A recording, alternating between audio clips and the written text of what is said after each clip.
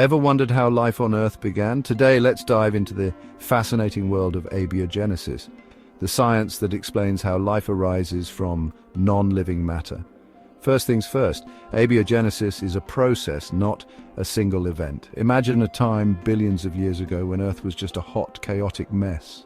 Slowly, it started to cool down and became a habitable planet. This was the first step. So what's the next step? Enter prebiotic synthesis. This is where simple organic molecules began to form. Think of them as the building blocks of life. The big question is, how did these molecules come together to create life? Well, it's all about increasing complexity. Scientists believe that these molecules started to self-replicate and self-assemble. For life to kick off, we needed something like a cell membrane to hold everything together. This is where lipids come in. Lipids formed these tiny bubbles, creating a safe space for other molecules to interact. We have lipids for cell membranes, carbohydrates for energy, amino acids for proteins, and nucleic acids like DNA and RNA for heredity.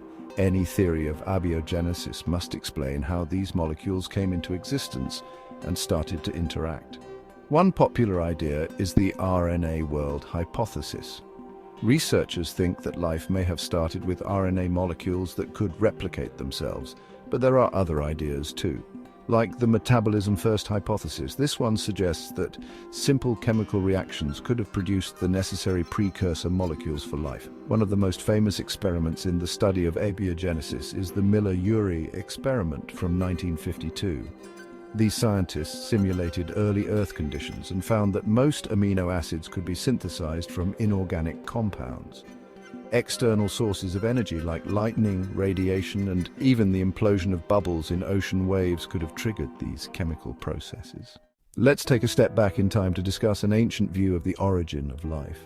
Spontaneous generation. Imagine a world where people believed that life could arise from non-living matter spontaneously. This theory, known as spontaneous generation, was widely accepted from the times of Aristotle up until the 19th century.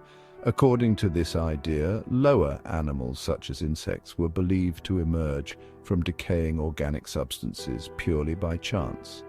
However, this concept didn't go unchallenged.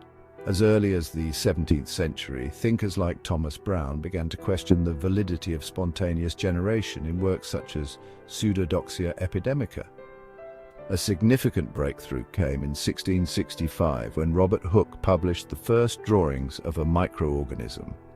This was followed by Antony van Leeuwenhoek's observations in 1676, where he drew and described microorganisms that were likely protozoa and bacteria. Van Leeuwenhoek was skeptical of spontaneous generation and conducted various experiments such as sealing and opening meat incubations and closely studying insect reproduction to disprove it. In 1668, Francesco took a decisive step by showing that no maggots appeared in meat when flies were prevented from laying eggs on it.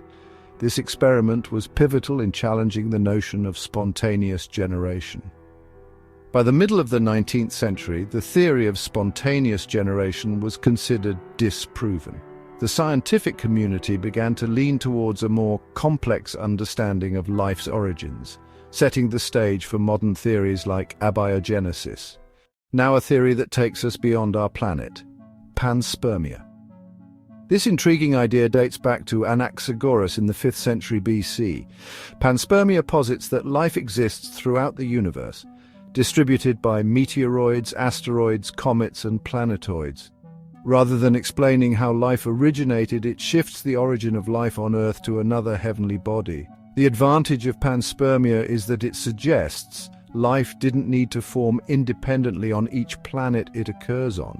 Instead, life could have formed in a more limited set of locations, or even a single location, and then spread across the galaxy via cometary or meteorite impacts. However, panspermia did not gain much scientific support initially. It was often seen as a way to deflect the need for a definitive answer rather than explaining observable phenomena. Despite this, interest in panspermia grew when meteorites were found to contain traces of organic materials. These findings suggested that the building blocks of life could indeed travel through space. Today, while panspermia remains a fascinating concept, the scientific consensus leans towards the idea that life started locally on Earth. the evidence supporting abiogenesis, life arising from non-living matter, has become more compelling with each scientific breakthrough. Now let's dive back into our own planet's history and examine a groundbreaking experiment that aimed to recreate the conditions for life's emergence right here on Earth, the Miller-Urey experiment. In 1952, two scientists, Stanley Miller and Harold Urey, set out to demonstrate how organic molecules could form spontaneously from inorganic precursors under prebiotic conditions. This experiment was inspired by the Oparin-Haldane hypothesis, which posited that the early Earth's atmosphere was highly reducing, lacking oxygen, and rich in gases like methane, ammonia, and hydrogen, along with water vapor. Miller and Urey designed an apparatus that mimicked these early conditions. They filled it with the proposed gas mixture and introduced water vapor to simulate the primordial sea. Then they added a crucial ingredient, electric sparks, representing lightning storms that were common on the early Earth. The results were astonishing. Within a week, the experiment produced simple organic molecules, including amino acids, which are the building blocks of proteins and essential to life as we know it. This experiment was a significant milestone, providing the first experimental evidence that life's basic components could indeed form under early Earth conditions. However, as science progressed, questions arose about the accuracy of the experiment's atmospheric conditions. Current scientific consensus suggests that the primitive atmosphere was likely weakly reducing or neutral, which would diminish the variety and abundance of amino acids produced. Researchers then turned their attention to other potential reducing environments, such as outer space and deep-sea hydrothermal vents, places where life's building blocks might still form under different conditions. Now, let's travel even further back in time and delve into the earliest evidence of life on Earth. The ancient records etched in stone and fossilized remains offer us a glimpse into the dawn of life on our planet. Among the oldest known fossils are stromatolites, layered structures formed by the activity of microbial communities. These ancient formations, some dating back over 3.5 billion years, are found in various locations around the world, including Australia and South Africa. Stromatolites provide compelling evidence of early life, showcasing the complex interactions between primitive organisms and their environment. But stromatolites aren't the only clues we have. Microfossils, tiny remnants of ancient microbial life, have been discovered in ancient rocks, further supporting the existence of life billions of years ago. These microscopic fossils are often preserved in chert, a type of sedimentary rock, and reveal the intricate structures of early cells. But how did biology, the study of life, actually begin on our planet? Today we'll dive into the fascinating journey from chemistry to biology, exploring theories and experiments that shed light on this profound transition. The story begins in the primordial soup, an ancient nutrient-rich environment where simple molecules could interact and form more complex compounds. This soup provided the perfect setting for the first building blocks of life to emerge. But how did these simple molecules transform into the complex structures necessary for life? One of the leading theories is that of abiogenesis, the process by which life arose naturally from non-living matter. This theory suggests that, under the right conditions, simple organic molecules could form more complex macromolecules such as proteins and nucleic acids, which are essential for life.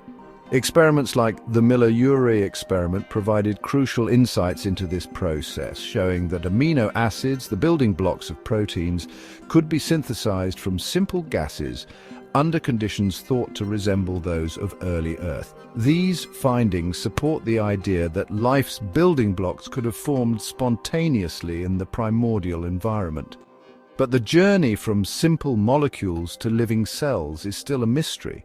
One hypothesis is that of the RNA world, which posits that RNA, a molecule similar to DNA, could have been the first genetic material. RNA has the unique ability to both store genetic information and catalyze chemical reactions, making it a likely candidate for the first self-replicating systems. Another intriguing theory is that life may have originated in hydrothermal vents on the ocean floor.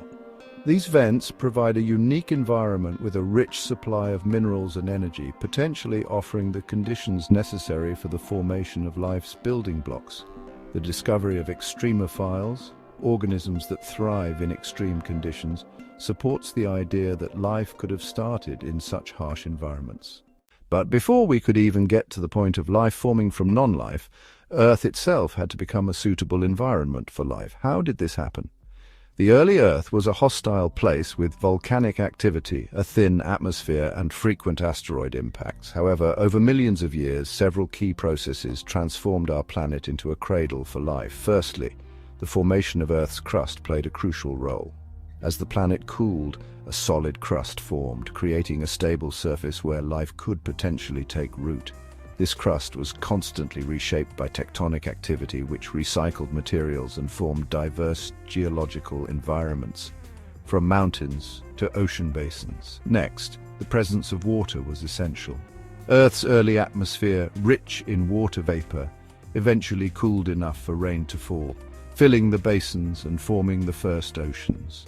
These bodies of water provided a medium for chemical reactions and a habitat for the first forms of life. The atmosphere itself also underwent significant changes. Initially composed of toxic gases like methane and ammonia, it gradually evolved. Photosynthetic organisms, once they emerged, began to produce oxygen, leading to the Great Oxidation event. This increase in oxygen not only made the atmosphere more hospitable, but also paved the way for more complex life forms. Hydrothermal vents on the ocean floor created another unique environment. These vents, rich in minerals and heat, could have provided the perfect conditions for the synthesis of organic molecules. The discovery of extremophiles, organisms that thrive in these extreme conditions, supports the idea that life could have started in such environments. Another crucial factor was the Earth's magnetic field, which protects the planet from harmful solar radiation. This shield allowed for a more stable environment where life could flourish. Finally, the presence of essential elements like carbon, hydrogen, nitrogen, oxygen, phosphorus, and sulfur provided the raw materials needed for life. But there's another fascinating aspect of life's origin that we need to discuss: homochirality. Homochirality is a fundamental characteristic of biological molecules, where most biomolecules, like amino acids and sugars, exist in one mirror image form over the other. In simple terms, it's a kind of molecular handedness. For example, amino acids in proteins are almost exclusively left-handed, while sugars in DNA and RNA are right-handed. But why is this asymmetry so crucial, and how did it come about? Let's delve into the scientific theories and experiments that attempt to explain this mystery. One leading theory suggests that homochirality could have arisen from random fluctuations in the primordial soup. Over time, a slight excess of one type of chiral molecule could have been amplified through natural selection. Another intriguing hypothesis involves the role of circularly polarized light. In space, certain types of light can destroy one form of chiral molecules more than the other. This process could have led to an initial imbalance that was later amplified on Earth. Meteorites also offer a clue. Some meteorites contain chiral molecules with a slight excess of one form. This discovery suggests that homochirality seeds might have been sown in space and delivered to Earth via asteroid impacts. Experiments have provided additional insights. Researchers have simulated early Earth conditions and observed that certain surfaces, like those of minerals, can preferentially promote the formation of one chiral form over the other. These findings hint at how environmental factors could have contributed to the emergence of homochirality. But why is homochirality so important for life? The answer lies in the way biological molecules interact. Enzymes, which are proteins that catalyze biochemical reactions, are highly specific to the handedness of the molecules they work with.